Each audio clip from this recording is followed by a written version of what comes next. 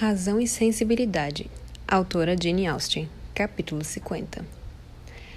Após adequada resistência por parte da Sra. Ferrars, violenta e firme o suficiente apenas para preservá-la da recriminação que ela parecia sempre temer, a de ser doce demais, Edward foi admitido à sua presença e declarado novamente seu filho. A família dela havia flutuado demais, ultimamente. Por muitos anos ela havia tido 2 filhos, mas o crime e a aniquilação de Edward, algumas semanas antes, haviam tirado um deles.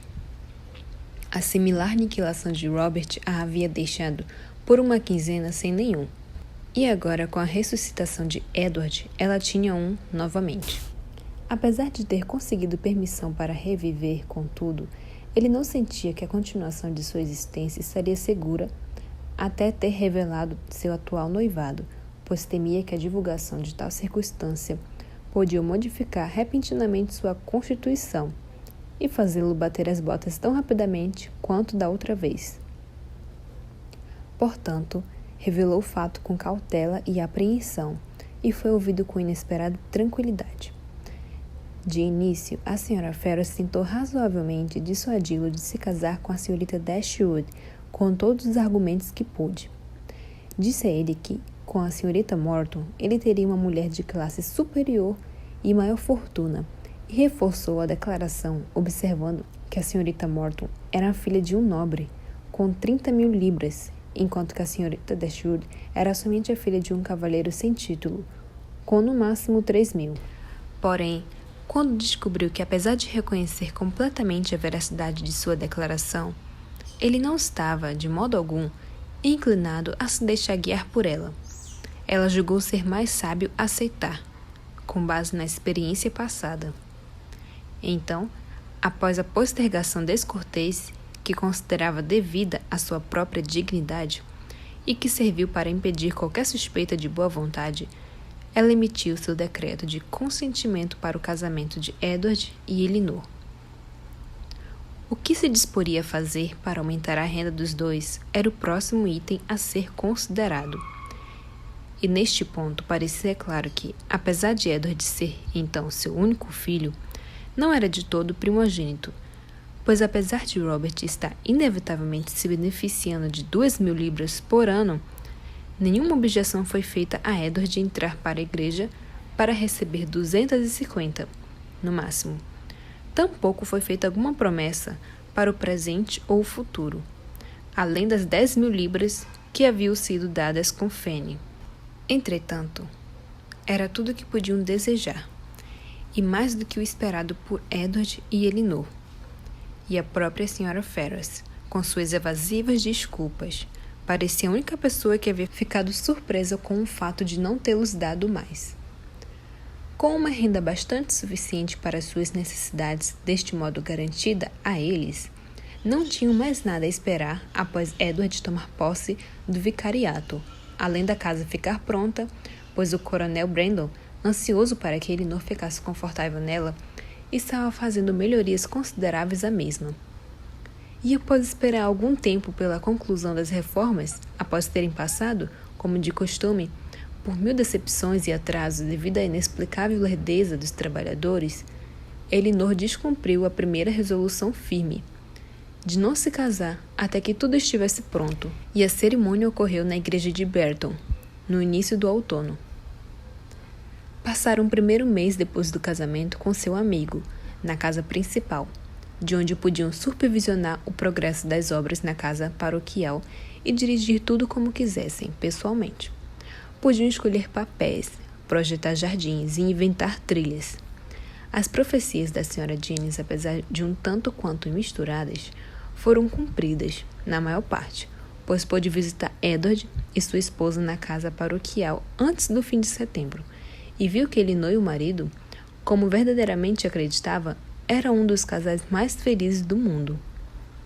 Não lhes faltava nada, além do casamento do coronel Brandon e Mary Ann, e pastos muito melhores para suas vacas.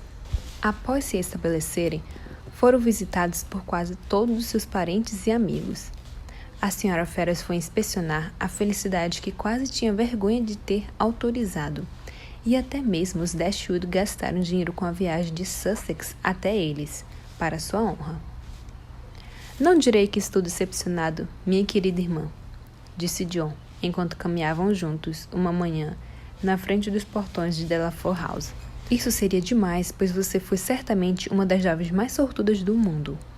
Mas confesso que me daria muito prazer chamar o Coronel Brandon de cunhado. Sua propriedade aqui, suas terras, sua casa, tudo está em condições tão respeitáveis e excelentes. E seus bosques? Não vi árvores em nenhum lugar do condado de Dorset como estes daqui de Delafour Range. E apesar de Marianne não parecer exatamente o tipo de pessoa que o atrairia, ainda assim, acho aconselhável que vocês os hospedem frequentemente com vocês, pois visto que o Coronel Brandon passa tanto tempo em casa, ninguém sabe o que pode acontecer. Pois quando as pessoas são forçadas a passar muito tempo junto e veem pouco as outras pessoas, e você sempre terá o poder de realçar as qualidades dela e etc. Em resumo, não perderá nada se lhe der uma chance, entende? Mas apesar de a Sra. Ferrars ter ido visitá-los e sempre os tratar com um fingimento de afeição decente, eles nunca sofreram o insulto de sua verdadeira consideração e preferência.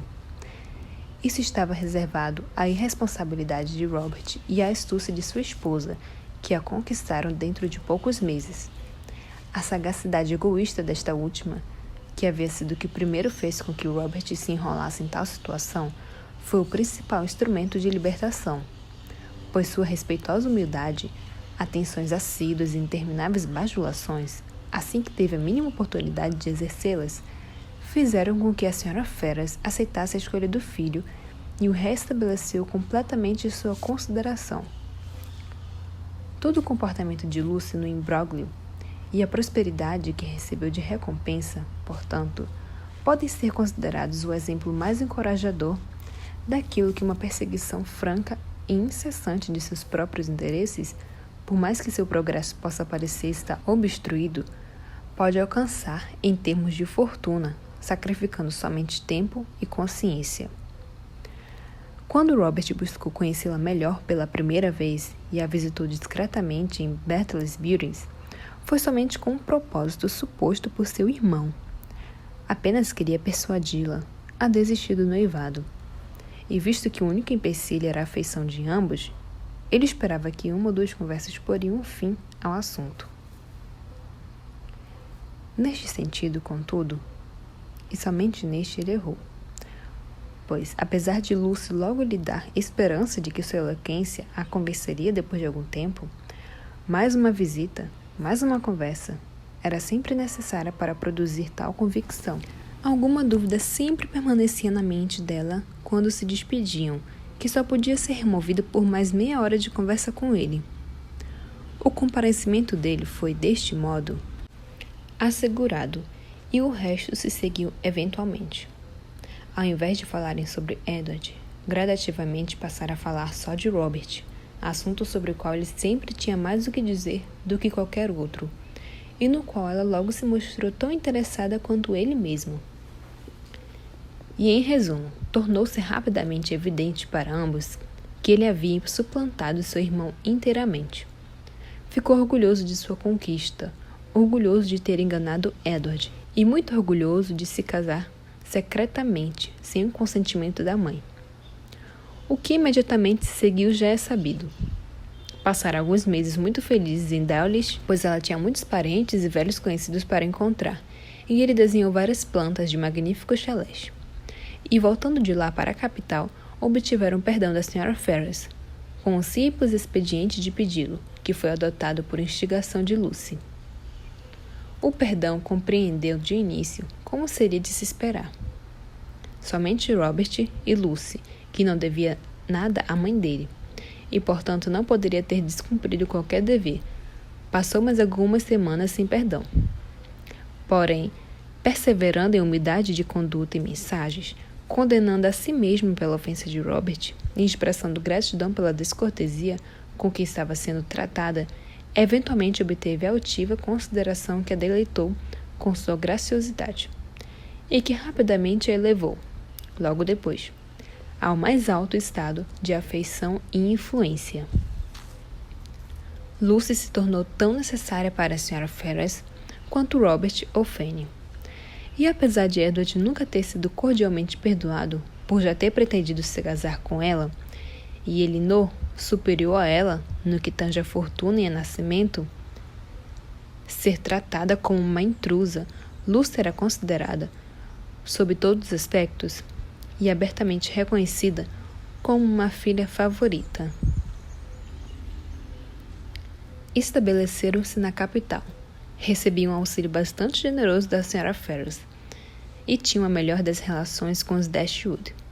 Deste modo, exceto os ciúmes e a indisposição entre Fanny e Lucy, nos quais seus maridos obviamente participavam, assim como as frequentes brigas domésticas entre Robert e Lucy, nada poderia ser maior do que a harmonia que todos viviam juntos.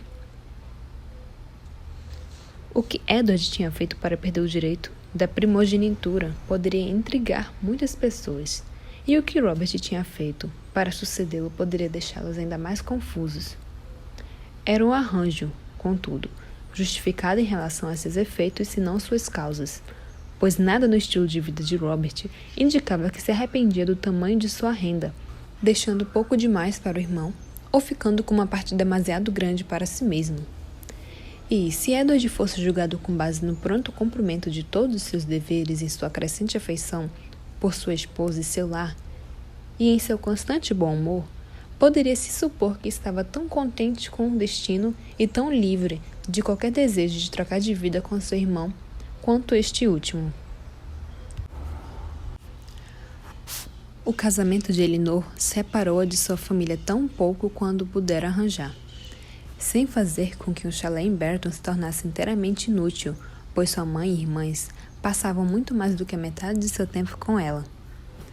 A Sra. Dashwood agia por motivos políticos, tanto quanto por prazer, ao frequentemente visitar Delaford, pois seu desejo de unir Marianne e o Coronel Brandon era tão franco quanto o que John havia expressado, apesar de mais generoso.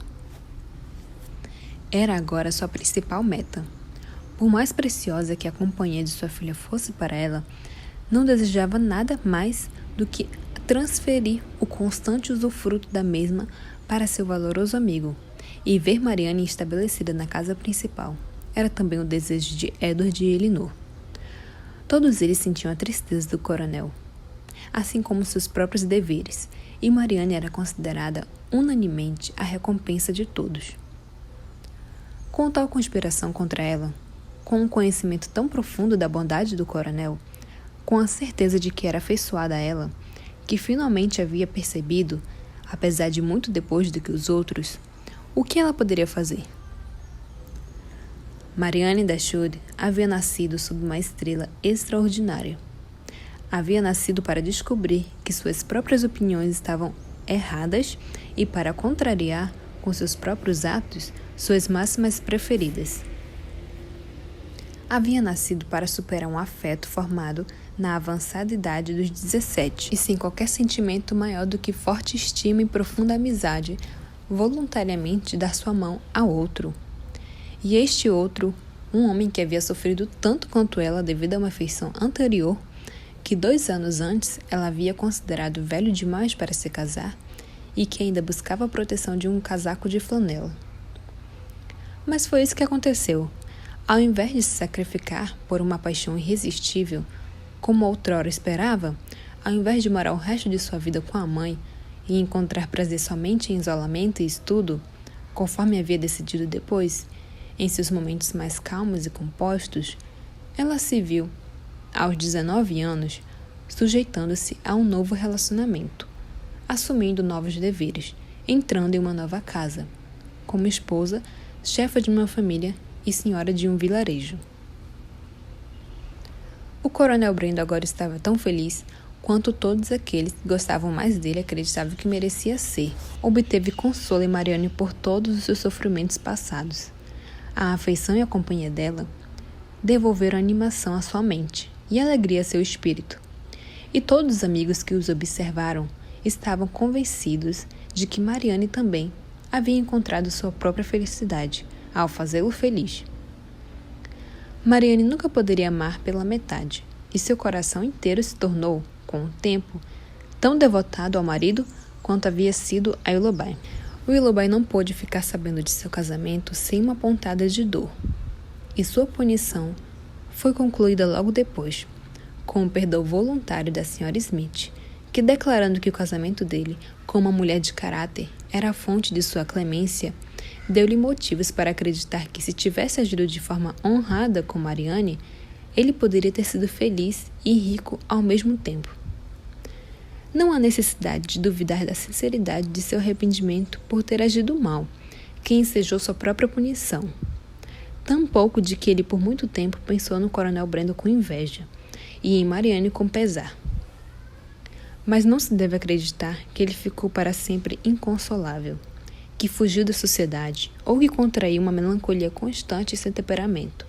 Tampouco que morreu de coração partido, pois não fez nada disso. Viveu uma vida ativa e frequentemente divertida. Sua esposa não estava sempre de mau humor, tampouco era seu lar sempre desconfortável. E com sua criação de cavalos e cachorros e prática de esporte de todo tipo, ele não obteve um grau ínfimo de felicidade doméstica. Por Marianne, contudo, apesar da descortesia de ter sobrevivido à perda dela, ele sempre reteve aquela afeição firme que o fazia se interessar em tudo que se passava com ela, e tornou-a seu modelo de perfeição feminina secreto. Muitas belezas que despontaram no futuro foram ofendidas por ele, por não se compararem à Sra. Brandon. A Sra. Dashwood teve a prudência de permanecer no chalé, sem pretender mudar-se para Delaford.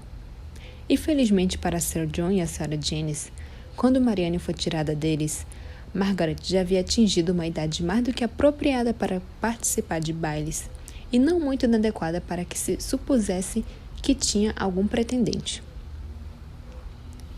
Entre Burton e Delaford havia aquela comunicação constante que um afeto familiar forte naturalmente dita. E entre os méritos e a felicidade de Elinor e Marianne, não se pode classificar como menos considerável o fato de que, apesar de serem irmãs e morarem a uma distância tão pequena uma da outra, que quase podiam enxergar suas casas, conseguiram viver sem desentenderem-se ou causar atrito entre seus maridos. Fim.